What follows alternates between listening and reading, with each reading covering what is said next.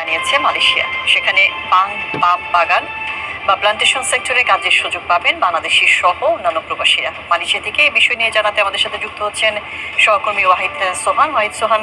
কবে থেকে এই ভিসা চালু হচ্ছে, কি পরিমাণ বাংলাদেশি নেওয়া হবে, কোনো ধরনের তথ্য পেয়েছেন কি?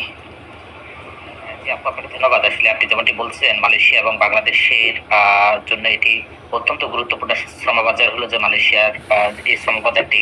আপনারা জানেন যে সিন্ডিকেটের জাতাকলে পড়ার কারণে মালয়েশিয়ার শ্রমবাজারটি বন্ধ হয়ে গিয়েছিল।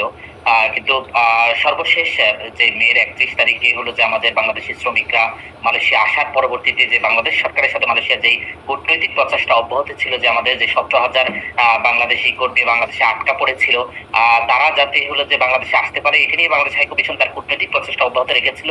কিন্তু ইতিমধ্যে মালয়েশিয়া সরকারের পক্ষ থেকে ঘোষণা দেওয়া হয়েছে যে তারা প্রায় 80,000-এর মতো বিদেশি কর্মী তাদের প্লান্টেশন এবং এগ্রিকালচার সেক্টরে কাজ করার জন্য তারা নতুন করে নিয়োগ দিবে। তারই ধারাবাহিকতায় বাংলাদেশের জন্য একটি চমৎকার সুযোগ তৈরি হয়েছে, যেটি আজকে বাংলাদেশ হাইকমিশনের পক্ষ থেকে একটি বিজ্ঞপ্তি দেওয়া হয়েছে যে তারা ইতিমধ্যে সিন্ডিকেট বাদ দিয়ে জিরো কস্টে মালয়েশিয়াতে প্লান্টেশন সেক্টর লোক আসবে। আমি আমাদের চ্যানেল 24-এর মাধ্যমে বাংলাদেশের জনগণকে বা বাংলাদেশের যারা রয়েছে তাদেরকে আমরা জানিয়ে রাখতে চাই যে এখন যারা প্লান্টেশন সেক্টরে কাজে আসবে তাদের একমাত্র নামমাত্র খরচ, টিকিটের খরচ ছাড়া আর অন্য কোনো খরচ তাদেরকে কিন্তু বহন করতে হবে না। বাকি সব খরচ মালয়েশিয়ার নিয়োগকারী কর্মকর্তা তাদের এখানে বহন করবে। আরেকটি বিষয় আপনার মাধ্যমে বলে রাখতে চাই যে বিষয়টি অত্যন্ত গুরুত্বপূর্ণ, যে আমাদের শ্রমিকরা বারবার এখানে এসে যে প্রতারণার শিকার হচ্ছিল, কিন্তু এই মুহূর্তে সবাইকে মনে রাখতে হবে মালয়েশিয়া সরকার মাত্র সর্বোচ্চ সব দেশ মিলিয়ে 80,000 লোক নিয়ে আসবে।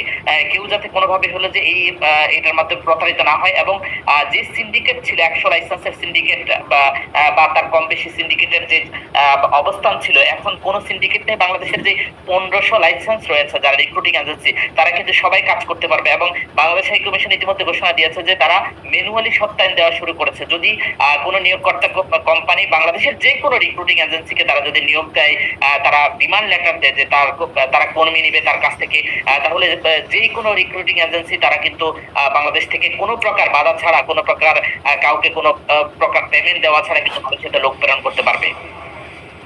মালয়েশিয়াতে এই নিয়ে জানাচ্ছিলেন আমাদের সহকর্মী ওয়াহিদ সোহান।